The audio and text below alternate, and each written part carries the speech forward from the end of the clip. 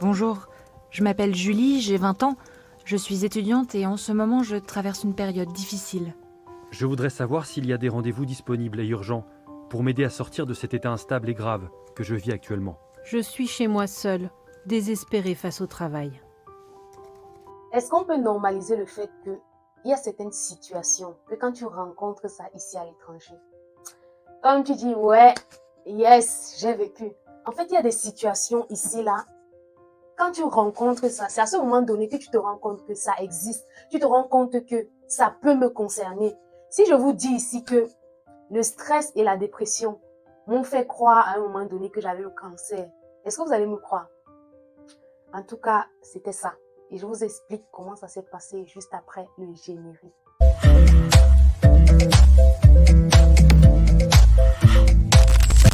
Hello, j'espère que tu vas bien et d'ailleurs je le souhaite.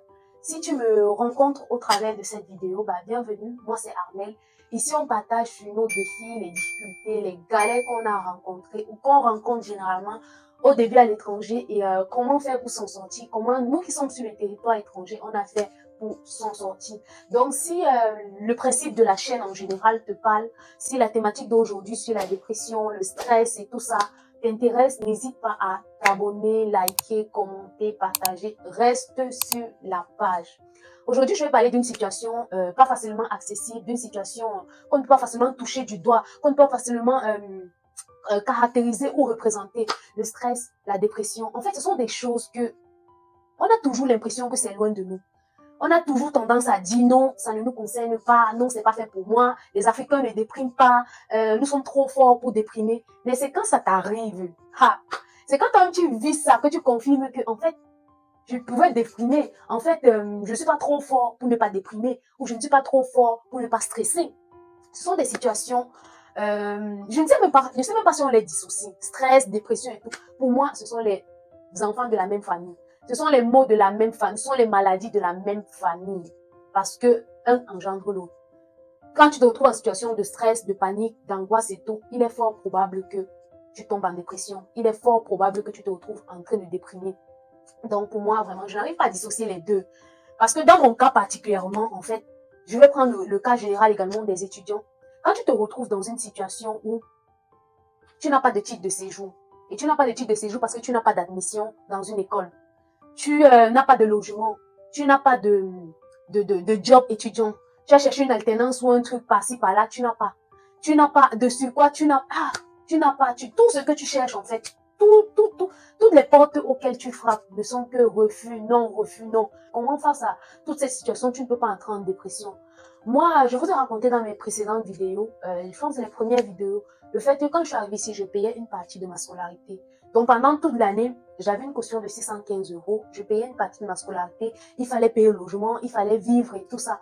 Déjà, j'avais accumulé un certain nombre de stress. Et juste après la première année, il fallait renouveler son titre de séjour. Et donc, obtenir une alternance pour continuer dans mon ancienne école ou obtenir une admission en master à l'université. Le temps que ça prend et tout. Dites-moi un peu comment vous faites pour ne pas stresser. Comment vous faites pour ne pas paniquer? Tu te couches, c'est rien que le plafond que tu contemples toute la nuit. Tu regardes, tu réfléchis, mais comment je peux faire? Qu'est-ce que je peux faire? Quelle stratégie je peux employer pour que je puisse obtenir, par exemple, une alternance, un stage? Quel modèle? De quelle façon je vais me placer pour prier que, hey, Papa God, tu m'as seulement oublié ou quoi? En fait, moi, j'avais stressé la période là, j'avais vraiment stressé la période là. Et figurez-vous que pendant cette même période, j'avais pas de titre de séjour, je cherchais une admission et tout, j'avais pas de logement. J'avais pas de logement parce que justement le logement, tu ne sais pas si tu dois rester dans la ville, dans le logement où tu es, ou si tu vas partir ailleurs. Donc tu es mélangé. Donc tu ne sais même pas de quel côté te situer. Comment avec tout ça, tu ne vas pas stresser? Moi, en plus du logement, en plus du fait que j'avais pas de logement, le job même que je faisais, ils m'ont dit, non, tu ne peux plus continuer le job parce que ton titre de séjour n'est plus à jour. Hey, God, tu te retrouves comme ça, tu dis que yes, qui m'a envoyé ici là? Tu te demandes, mais qu'est-ce que je fous ici? Qu'est-ce que je fous ici? Je ne sais pas si vous vous retrouvez dans la même situation. Je ne sais pas si vous avez peut-être un ou deux défis similaires, mais c'est quelque chose que je ne souhaite à personne de vivre. C'est une situation où vraiment, si je rencontre quelqu'un dans ce genre de situation, je ne vais pas hésiter. Moi, je ne sais pas. avec tout ce que je pourrais, je ne vais pas hésiter à aider la personne parce que vraiment, c'est un truc d'insupportable, quand je parle, même mon cœur chauffe encore, ça, parce que je me souviens de toute cette période et vraiment, c'est désagréable à vivre. C'est vraiment désagréable pour un étudiant, pour un jeune qui vient d'arriver. C'est hyper désagréable. Tu auras beau faire ton effort, faire tous tes efforts de sourire, de faire comme si tout allait bien, mais à un moment donné, même ton corps réagit. Et moi, ça a été mon cas. Face à tout ça, à un moment donné, mon corps a réagi. Mon corps a dit non, trop c'est trop. J'ai commencé à maigrir. Il y a d'autres qui se retrouvent dans cette situation, par exemple, prennent le poids. Moi, vraiment, j'ai commencé à maigrir. Mon teint avait changé. Les boutons sur mon visage et tout. Genre comme si j'étais en puberté. je sais pas comment expliquer ça. Vraiment, je sais pas. C'est un truc que je n'arrive pas vraiment à expliquer ça, mais je suis juste en train de vous partager mon expérience parce que c'est un truc réel. C'est un truc qui peut toucher une personne. C'est un truc qui est même en train de toucher une personne actuellement. C'est un truc qui va probablement toucher une personne qui vient sur le territoire. Donc faites gaffe, faites gaffe. Personne, que tu sois africain, asiatique, européen, peu importe, tu n'es pas à l'abri d'un stress, tu n'es pas à l'abri de déprimer, tu n'es pas à l'abri d'une situation vraiment qui t'embarrasse et tu ne sais même pas vers quel côté mettre ta tête, de quel côté il faut se coucher ou même se réveiller en fait. Donc moi je partage mon expérience pour ça. Et comme je le disais, pendant cette période mon corps a réagi.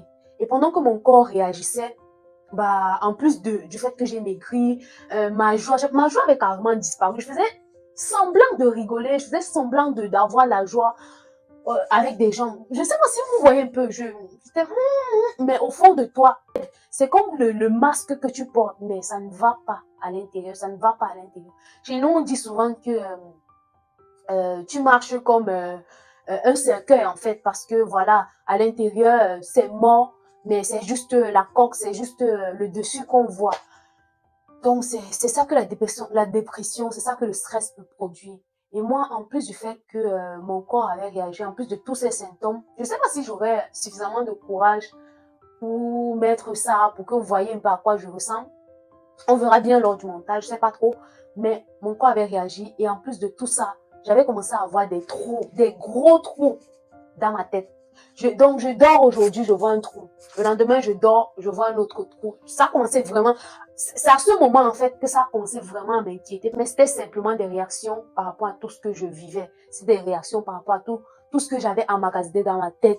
Tout le fait que mon cerveau était en train de réfléchir 1000 à l'heure. Comment je vais faire pour m'en sortir? Comment je vais faire? En fait, la panique et tout ça. Je pense que il y a une partie de panique aussi. Est-ce qu'on va pas me rapatrier? Comment ça va se passer et tout ça? Et donc, même mes cheveux avaient commencé à disparaître. J'avais commencé à perdre mes cheveux, mais pas les petites pertes que... Je me lève un matin comme ça là. C'est comme si on est seulement coupé mes cheveux, on l'a laissé sur le lit. Tu vois, une grosse touffe est partie. Et plus le temps passait et je négligeais, un jour je me suis levée, j'avais carrément plus de cheveux au milieu. Vous voyez un peu comme les bébés quand ils naissent là, derrière là il n'y a plus rien. C'était lisse en fait, c'était lisse comme ça, j'avais plus de cheveux. Et c'est à ce moment que je me suis dit, ah, je vais faire comme ça, je rigole, alors que je suis peut-être atteinte d'une grave maladie, alors que je suis peut-être en phase en première phase ou bien en train de développer les symptômes du cancer comme ça, je suis là en train de rigoler.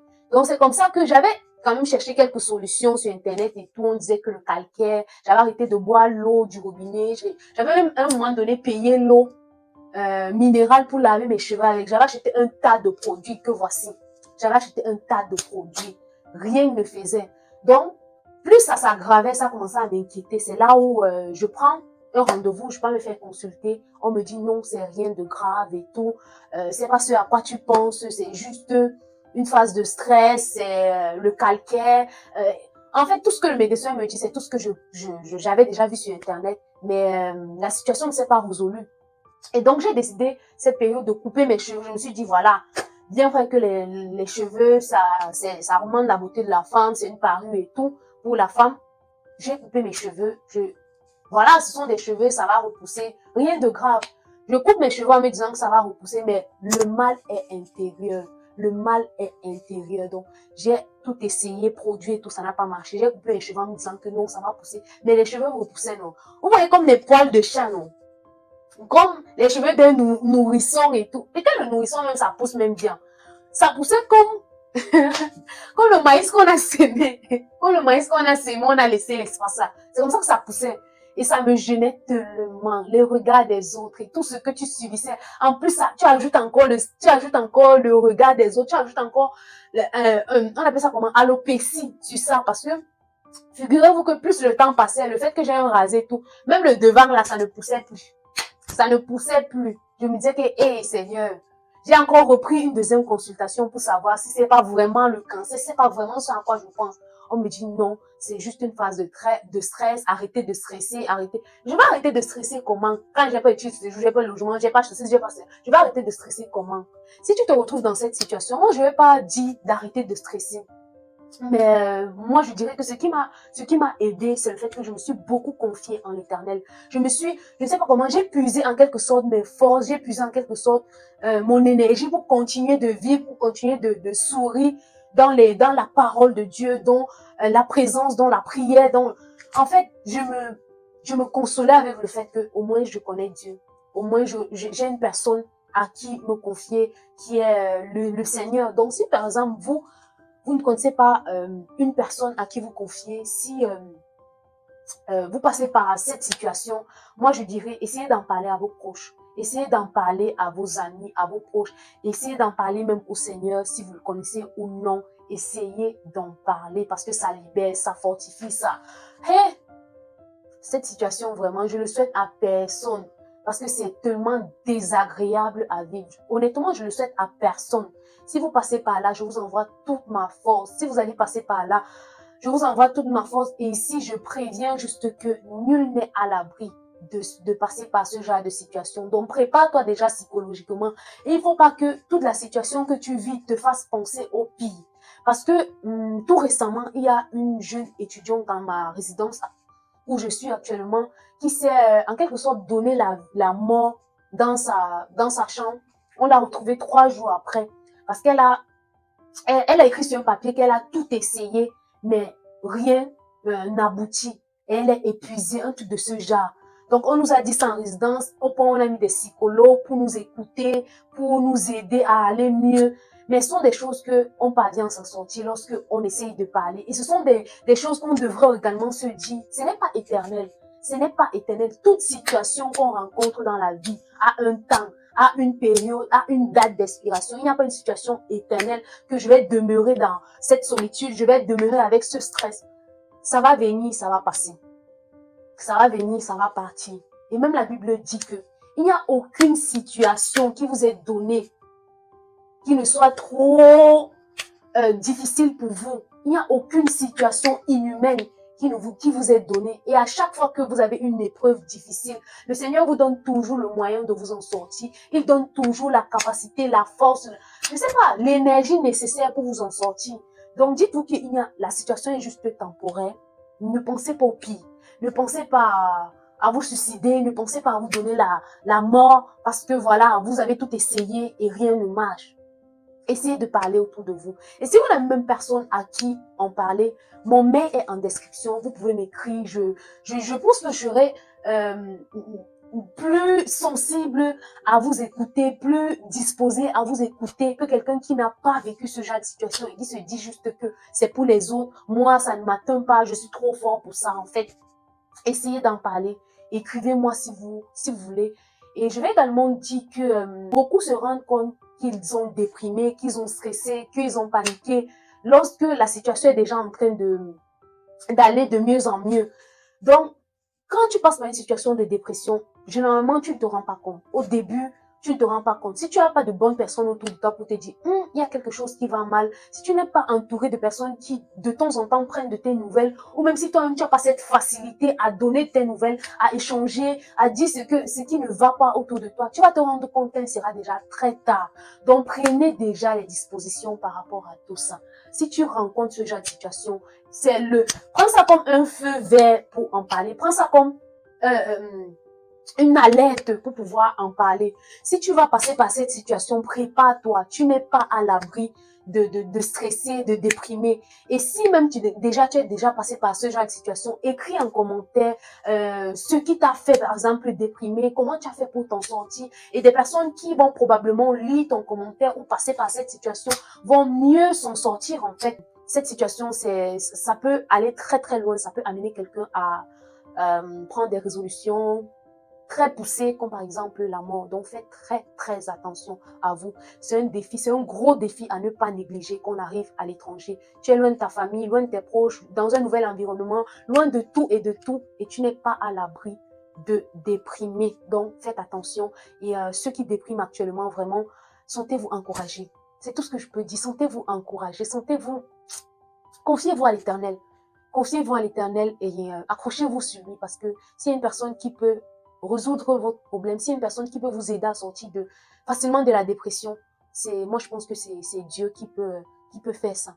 Et je vous envoie toute ma force, je vous envoie tout mon courage. Et j'espère de tout cœur que cette vidéo va rencontrer le besoin, le désir de quelqu'un.